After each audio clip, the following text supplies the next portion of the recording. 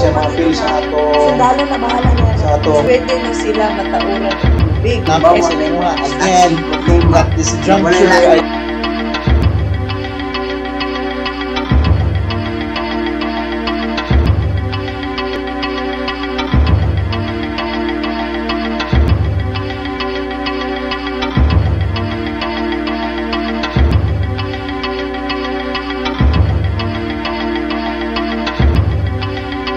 usa ka mabungahon ug maayong Martes kaninyong tanan, maayong adlaw mabuhay ug madayaw gikan sa dakbayan sa Davao.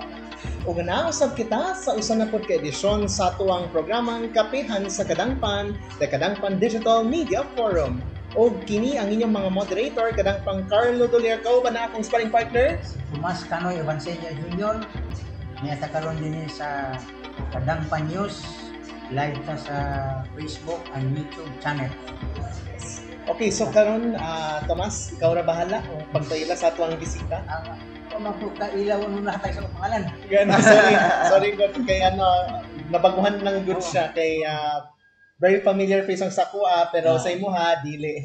Kaya ako lang ipailaila karon ang Sales and Marketing Executive sa Montefrio Garden Resort nagikan sa Digo City, Davao del Sur. Ladies and gentlemen, si Sir Luis Enrico Salazar. Mabuhay ug madayaw, sir. Hi, mabuhay ug madayaw, Sir Carlo, Sir Tomas. Thank you so much for having me today. So, may adlaw. Yes. Okay, so ang kaning si Tomas Mangod is quite dili siya familiar sa Montefrio Garden Resort, but for the benefit of our viewers and again for the end time kay ginahiskot man nimo for the several lifestyle and tourism forums, please elaborate kung unsa ning Montefrio Garden Resort sa Digo City. Yes, of course. Montefrio Garden Resort is a highland resort located at the foothills of the majestic Mount Apo. We cater accommodations, adventure rides, of course, corporate and government events, functions. Of course, if ever it's just 1 hour and 30 minutes, sir, you can diri sa syudad, no? So doon ra kaayo around 60 kilometers plus lang. And we are located at the highlands of the majestic Mount Apo. So we opened last year 2020 and until now we have been awarded as the best mountain resort in Davao del Sur for 2 years consecutive already and aiming again for this year, hopefully, Kaloy-an. Then of course we are at dito sa resort we have the first ever closed cable car with glass floors in Mindanao, dito na siya sa Montefrio. And of course, we have, when you're into adventure ba kasi? Wala ko Into adventure, or if ever you're like into adventure rides, Sir Carlo, we have our entry for the Davao Adventure Challenge Season 2, our ATV ride that takes you to the closest part to Mount Apo by 4x4 only at Montefrio. So, daghan pa kaayo taog dapat mo adto ka sir sa Montefrio. Diba, Sir Carlo? Yes, so karon I don't know kung nabay mga latest offers nga idali-alang sa atong mga Davaoenos, mga turista nagikan sa nakadaiyang lugar, especially nga kaliabot man gud ang Christmas season. Kay gusto man nila mag-unwind, relax, or di ka gusto nila ma-witness on say mga gusto makita gyud sa Montefrio. Yes, of course. For this this quarter, we have launched the Quick Escape deal, wherein it's a day tour promo for our guests. It started last September 22, kagahapon. Yes. So it's a day tour promo wherein it's on weekdays. The original price for day tours is 110 net per person. For the Quick Escape deal, it's Monday to Friday from September 22 until October 24. It's priced only at 80 pesos for sightseeing. So imagine, sir, you only have 80 pesos pero makalaag yapon ka. Yes. So if ever you'd like to try our pool, it's additional 50 net per person. Then, of course, on Quick Escape deal also for weekends, it's Saturday, Sunday, sir. We have this deal for 5 plus 1. So, you only need to pay 5 full adults. Then, ang plus 1 is free of charge. So, that's why I'm inviting our Davaoenos to come and visit Montefrio Jud. You get to experience all in one place, adventure, food, relaxation, and of course, gusto ka maligo og pool, walay problema. Cold plunge pool, Sir Tomas. So dito, available siya sa resort. Then, of course, for the holidays, we will be launching our Yuletide season na mga promos this coming October, sir. And of course, this coming November 22, we will also be having the Christmas lighting for Montefrio, which is an annual event for Montefrio in the highlands of Mount Apo, wherein kita lang po ang always naga Christmas lighting dito sa highlands sa Mount Apo. Tomas? So, unsa siya may entrance fee o kung sa pila po ng entrance fee, kung isa sa kapamilya, pila ang Yes. If ever yun siya for day tours, you only need as of now, sir, for weekdays, you only need 80 pesos per person. So if ever lima lang mo ka buok, so 8, 16, 42, we only need 400 to access the resort. So imagine 400 pesos lang siya na promo for good for 5, good for weekdays. Kasi if ever mo adto pud mo pagka weekends, it's priced at 110 pesos per person. So imagine it's 5 plus 1 deal, so uno mo ka buok, lima rin mong bayaran, di ba? may free isa. Yes, sir. Then, of course, for our food, and if ever you'd like to have your lunch, we have the homegrown restaurante. So, you only need as low as even 1,500, sir, or 1,000, makakaon na mo, 5 mo kabuok, 4 mo kabuok, because our serving and our pricing are just budget-friendly. Around 300 pesos, 400 pesos, and big servings. Then, of course, if you'd like to try of course, the Arabica in the highlands of the ever famous Arabica beans of the majestic Mount Apo, available po na siya sa atong homegrown Cafe Frio and the Alfresco, wherein na ato hanging hammocks, mag-relax ka with the pine trees. Available na siya sa resort po. Yes. So, saan siya banda sa Digos ang resort? Yes. It is located at Sitio Mainit, Barangay Kapatagan, Digos City, Davao del Sur. So, it's located around Digos City. So, from Digos City, sir, it's just around 30 minutes. 30 minutes. 30 to 40 minutes. Pasaka. So, dali ra kayo siya i-access. The roads are very accessible. Walay rough road. Tanan, sementado. Simentado. Oo, sementado yun, sir. So, yun siya, when you stay there, you get to see and experience good Mount Apo nga nasa imong kilid. Dili lang siya by libro lang, dili lang siya by photo, but you get to experience it with your 2 eyes.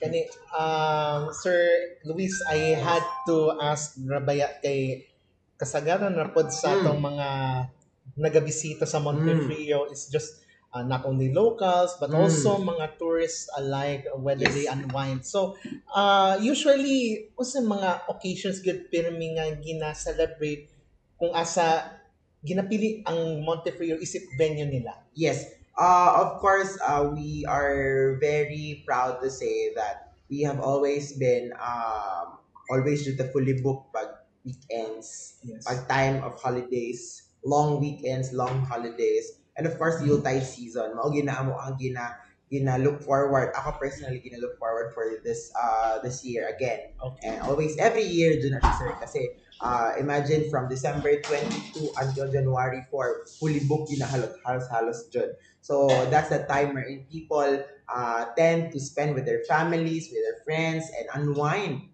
Of course, sa mga bugnawang panahon. Kaya dari sa syudad, init. So, dito, mabugnaw. So, that's why considered po na siya. And of course, tawag nito, when guests come from this coming of November po, October 30 to November 2, of course, adlaw sa All Saints Day, All Souls Day, after they visit their nag-depart na ng mga loved ones, they get to experience again dito mag-unwind. Syempre, mamanay time nga taas ang holiday. So, that's the time for the season, sir, na wherein guests tend to spend most of their time at the highlands. Yes. Kani, Sir Luis, I'd like to ask po regarding sa usually ganang city government of Digos or sa provincial government of Davao del Sur under their respective tourism offices, kumbaga. Usually, pageant visit nila, especially katong that I have mentioned before sa katong Mutyan ng Davao del Sur. Pero What do we expect po sa next year na po yung mga aspiring nga mga pageant title holders na Mm. they will choose Montefrio isip usa sa ilahang kasuruyan and basin di ay nga may mga one of the sponsors po. Yes. Actually, there have been a lot of offers that is being sent to us. So the last time we hosted a pageant for NC Montefiore Nagot, which is the Mutya ng Davao del Sur, the preliminary interview was hosted by us. So dito we were able to showcase the beauty of Davao del Sur and of course the ladies of Davao del Sur by the provincial government. So dito we are very proud to say na we are the ones who tawag na to, who hosted and ganito ganyan. So we are happy to receive such offers in the future kasi we are very happy to host man dyan mga ana kasi it's not just our property that we are showcasing but also the talents and the beauty of the beauty queens. So that's why yan siya, we are okay, very so much good sa pag-host sa mga ganyan po.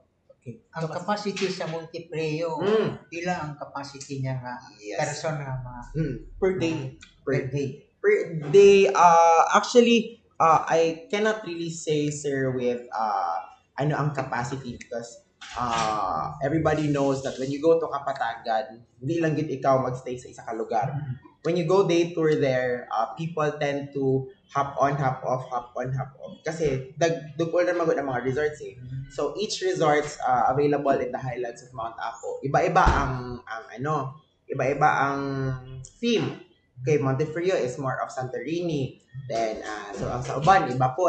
But when it comes to accommodation, we can cater until 105 packs. Full accommodation din siya. Then for functions and events, we can cater up to 150.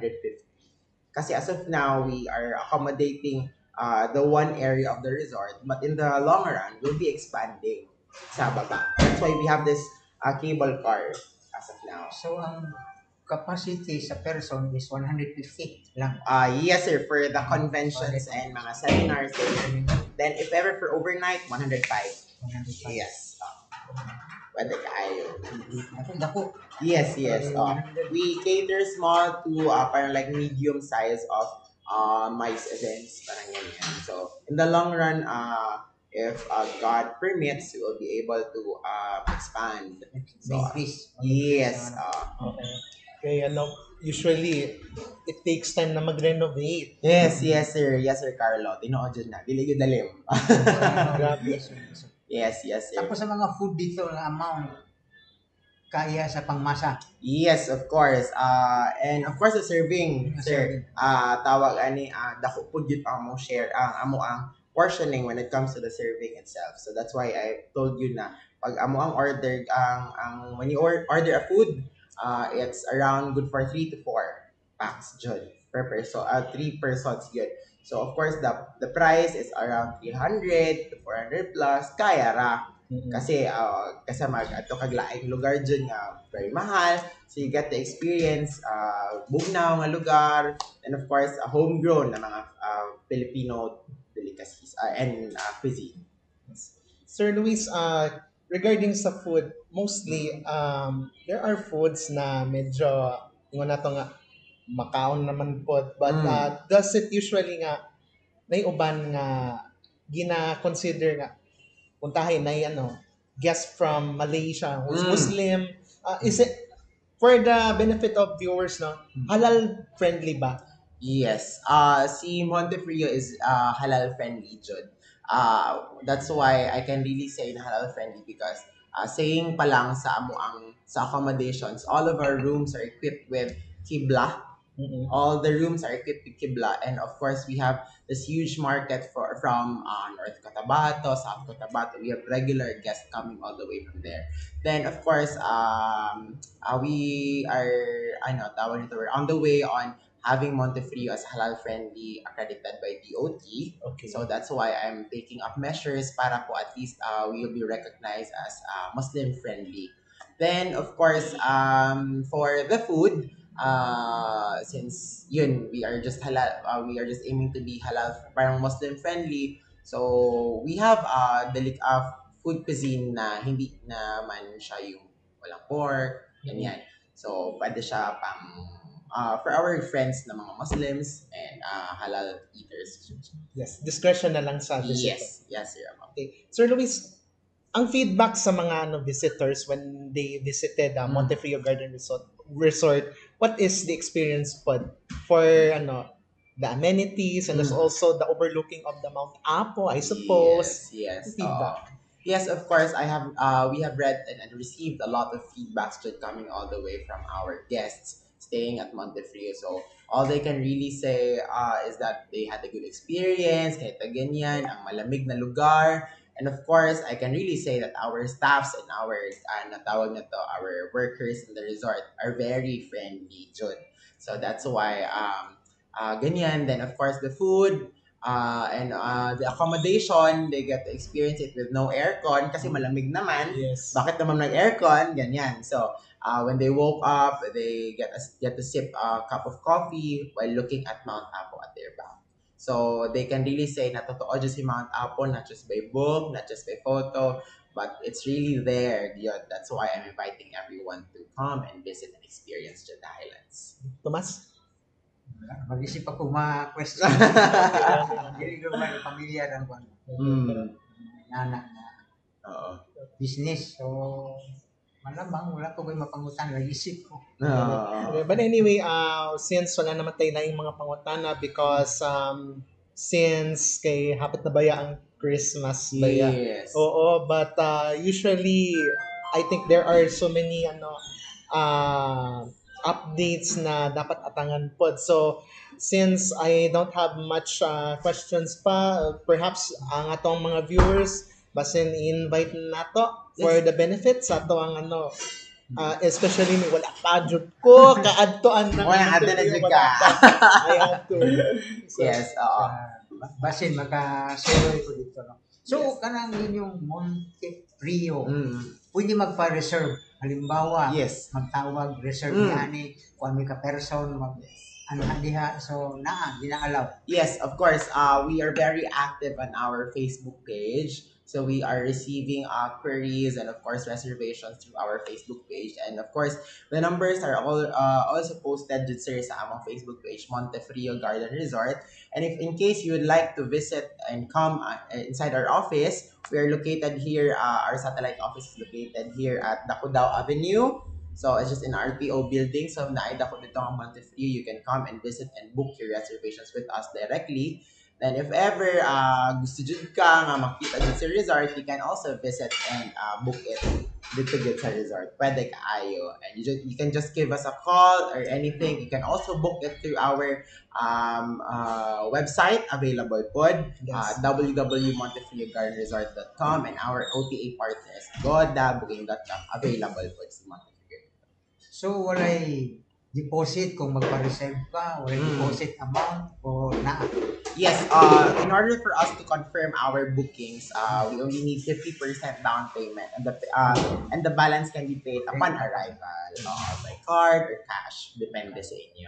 Yes. So, manunod mga GCash, so mas yes. madali, no? Yes, sir. Of course, we are promoting din parang tawag na to, the fastest way to pay, GCash to bank, pwede ba masyado? Okay. Alright. Also, last na lang ako pangutana Yes. before we wrap this up. Yes. Kay usually ang mga bookings man good, aware naman to sa atong mga kaigsunan that whenever they have to murag prior reservations, dapat diretso na gyud sa inyong page or sa inyo gyud na dili pwedeng i-bypass sa lain kay there are some people that they are using the name of Montefrio para maka-scam because Yes. awareness na lang po sa atong mga visitors, mga guests na both reserve pa-book ani. Yes, of course, our when you search it up on Facebook, you can see Montefrio Garden Resort. It's all capital letters. And we have this blue badge, but at least it's an additional security for our guests na kung ang bukan. So, yes, Sir Carlo, as you have mentioned, our other partners or like other resorts here in Davao has this scam pages and Yes all. po. But since we have this blue badge, so there's no more. There's no, I mean, like, there's no duplicate pages or fake pages that's posting like Montefrio. Basta you just book directly through us. It's Montefrio Garden Resort with capital letters and blue badge. Yes. So with that, I am forever grateful na magpasalamat ko sa inyo, Sir Yes, Luis, of for course. having you as a guest on our Thank you, media sir. forum. Yes, O, off the record na lang good sa unsa mayamong hisgutan after Yes. this. Sige lang. So I think manaminit na ta niining higayon na sa atong edisyon sa atong kapihan sa Kadangpan ug man nang hinaot ni nga nakatagbaw kamo sa Yes. mga hisgutanan nga diin ako ikaw kitang tanan na dunay dakong kalambigitan kay ang topic man ng maong tourism, we should promote local businesses and also tourist spots Yes. within the Davao region. So, Tomas, na ba kay ulahing mensahe? May question. Kalimbawa, kami ni Director Carlo Julian, what to need to Ay, observe to promote your Montefrio. yes. Mayroon pa kaming obligation sa pagpapasok or for free to Usapan natin, Off the record na lang siya. Ah. Let's not discuss this on air kay basin na yung masuya. Bitaw eh. Pero atong pasalamaton ang atong guest karon ang sales and marketing executive na si Sir Luis Enrico Salazar sa paghatag og gigayon nga makauban kanato bisan luyo sa tanang mga kapulian nga dili malikayan. Yes. O pasalamaton sa nato ang venue, mao ang Drip and Dip Cafe na himutang dinhi sa Inigo Street, Anda, Atbang sa Cecil's ning syudad sa Davao. O support local businesses within Davao City and Davao region. Yes. Ug Can dinhi okay. I invite them? Yes, please. Again, I'm inviting everyone to come and visit Montefrio Garden Resort. We are just located at the highlands of the majestic Mount Apo, Barangay Kapatagan, Tiga City, Davao del Sur. So if you want to relax and of course unwind, you know where to go. Montefrio Garden Resort, your highland escape. See you there. Yes, so dinhi natapos ang atong kapihan sa Kadangpan niining orasa ug kini ang inyong mga moderator Kadangpan Carlo Dolier og si Tomas Avancenia Jr. hangtod sa nadigayon. Salamat ug maayong buntag kanatong tanan amping permente. Once again, mabuhay ug madayaw.